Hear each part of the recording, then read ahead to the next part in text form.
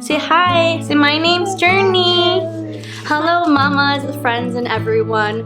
Thank you for coming to our channel. Today I thought that I would introduce my daughter Journey to everyone. So here she is. Did you want to say hi to everybody? Look. No, right there at the camera. Well, this is my daughter Journey. She just turned 7 months yesterday. Well, we're filming this on the 11th, and so I actually have her in the same outfit as I did yesterday for her 7-month photo shoot. If you want to see those photos, head on over to our Instagram and I'll insert it right here really quick for you.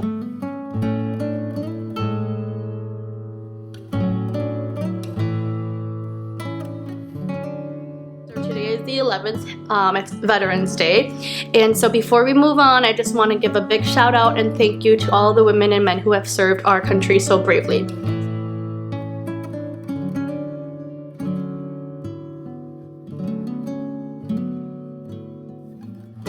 Okay, and so for today's video, I thought that we would share our birth story. I don't think any of us could have guessed that we would be in a worldwide pandemic.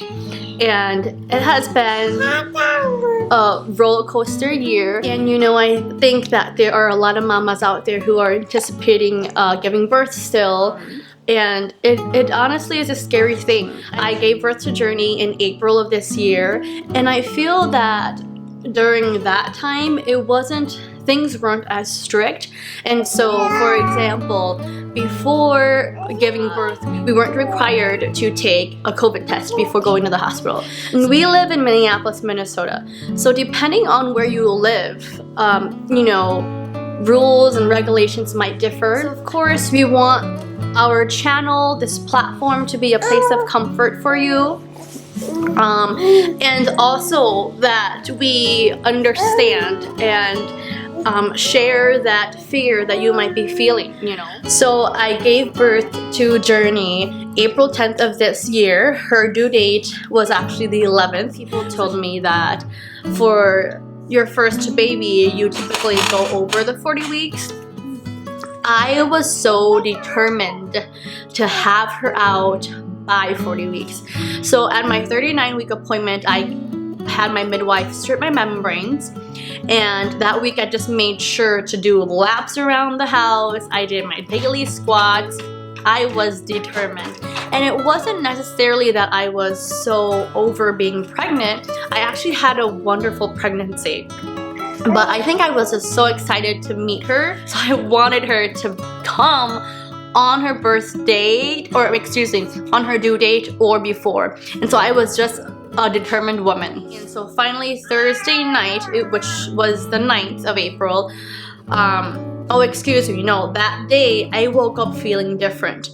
Now, like I said, I had a great pregnancy. I didn't have any swollen feet, anything. I didn't have any backaches. Like, it was just, she treated me so well. But that morning I woke up feeling 100% completely different, and I just knew it. I knew it that I was okay. This either today's gonna be the day, or I'm definitely in early labor, so something's happening. And so there were inconsistent contractions throughout the entire day, and of course I called my midwife around noon that day just to kind of give her an update that I was feeling different. It was right around 6-7 p.m. that I started finally timing them, right?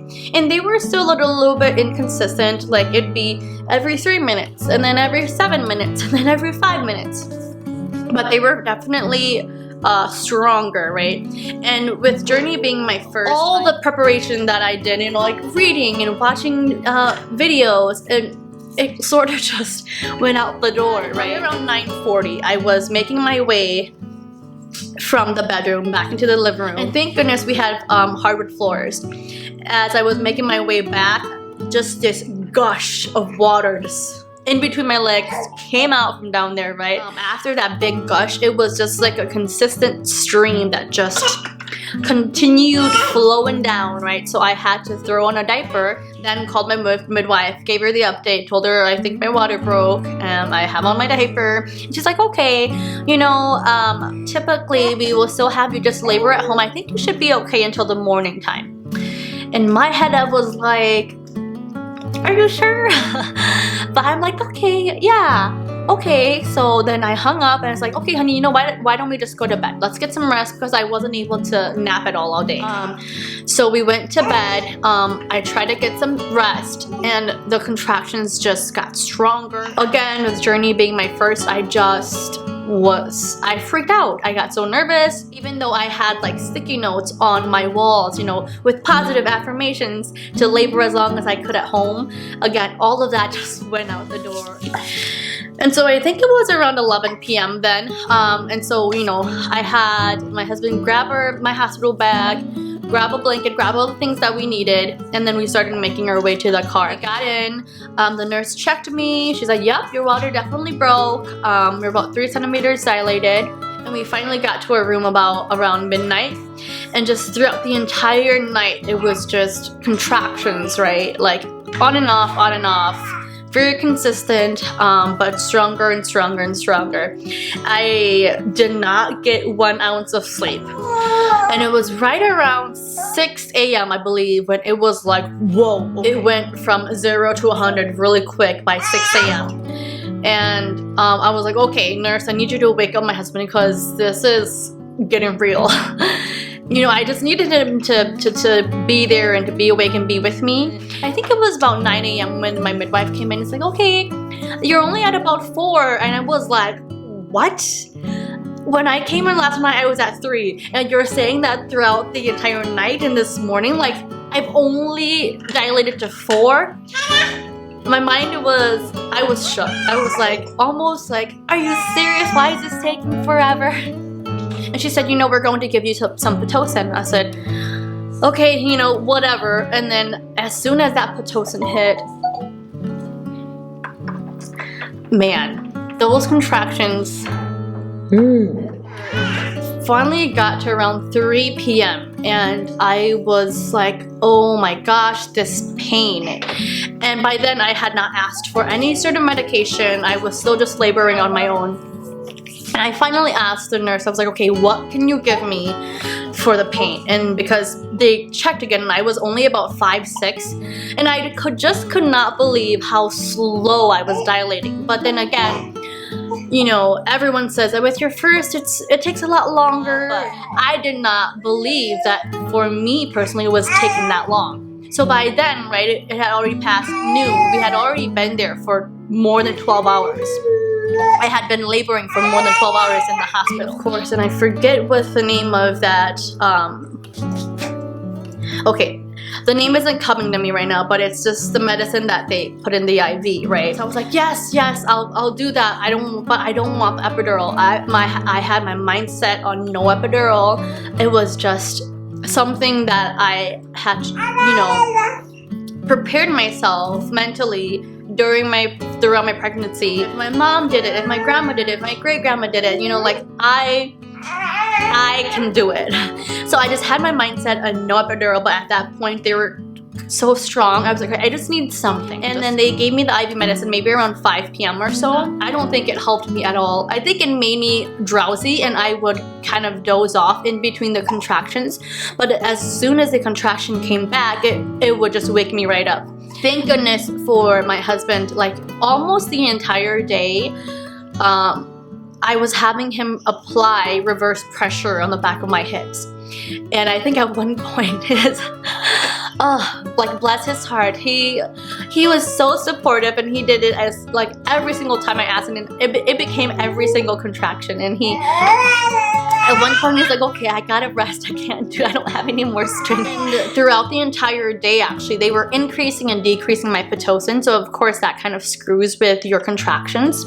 It really threw me in for a loop and it made me really, really tired. Finally, after 8 p.m., they were, you know, right after one another, just like that. It was the most intense pain I've ever felt, and I had to just keep my focus on one thing and breathe through each one. And I could not believe that I was still, this was what, okay, so that's 12 hours. By midnight again, it would have been 24 hours already, right? So yeah, we're like 20 hours in labor already. And I was almost yelling at my nurse, like, where is my midwife? I think I'm ready to push. And she's like, oh, she'll be right in, okay? She's delivering another baby. 10 minutes goes by. I'm like, where is she? Is she coming in?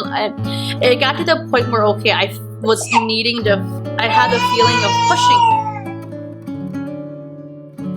Okay, so I was at the point where it was hard to not push.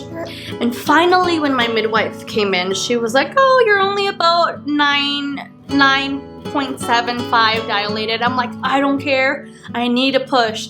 So it was right around 8:20 p.m. that I started pushing. And, you know, they tell you that it's natural. You'll just know what to do when you're pushing. And for some reason, it did not come naturally to me at all. I was, okay, am I supposed to push like I'm pooping? Said, yes. And then it clicked. I'm like, oh, okay. But still, it took me 2 hours to push her out because this is what they call it. She came out sunny side up. So when I think a lot of you mamas know, when you're giving birth, you're supposed to come out face down, but she was face up. So it's less flexibility in the neck. Oh my gosh, she made me work. And when I say that she made me work, she made me hella work. 2 hours of pushing. They asked me if I would be okay with them, you know, helping using the vacuum and, you know, kind of sucking her out. And I'm just like, yes, please. I was so tired. I had zero energy. And while they were setting her up, setting up the vacuum, of course, I was still having contractions. So I was like, I was still pushing. And so finally, just right before they completed the setup of the vacuum, she was already crowning and her head was there, like her head was popping out, and my mom was like, okay, one more, and I pushed and she literally just flew out. She came out shitting all over me. She practically ripped me wide open. And so the nurses took her right away just to wipe her off, and then they finally placed her on my chest. But that moment, like all of the pain, like that moment that she came out, I just looked at my husband and like we both just cried. It was just the happiest moment of our lives, and all the pain that I had just went through instantly disappeared. Like, it did not even matter how much pain I was feeling 2 seconds prior. Having her out and hearing her cry was just an indescribable feeling, and I still don't even know how to describe her. And I was like, oh, how much does she weigh? And then there's like exactly 7 pounds, and I was just shook because I'm not a big person. I was thinking to myself, oh, she's gonna be a 6 pound, 2 ounce baby, right? When I heard 7 pounds, I was like, oh my gosh, I ate too much pasta. And all the staff in our room just laughed. I was just amazed that I had pushed out this 7 pound girl with no epidural coming sunny side up. I was just blown away at my body's ability to just handle that entire, you know, experience.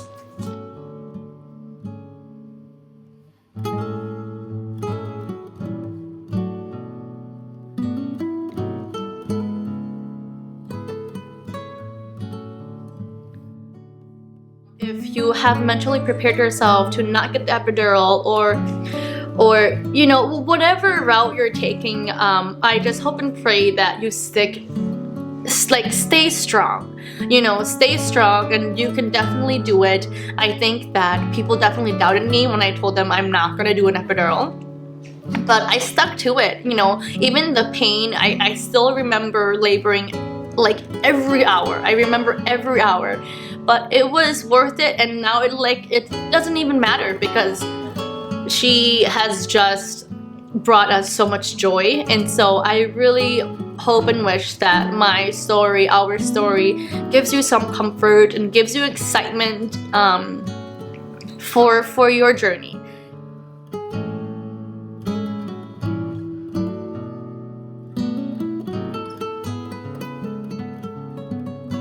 So make sure to check out our Instagram, message us on there. You can see more photos of Journee, and make sure to subscribe to keep up with us, okay? So we hope you guys all have a wonderful day.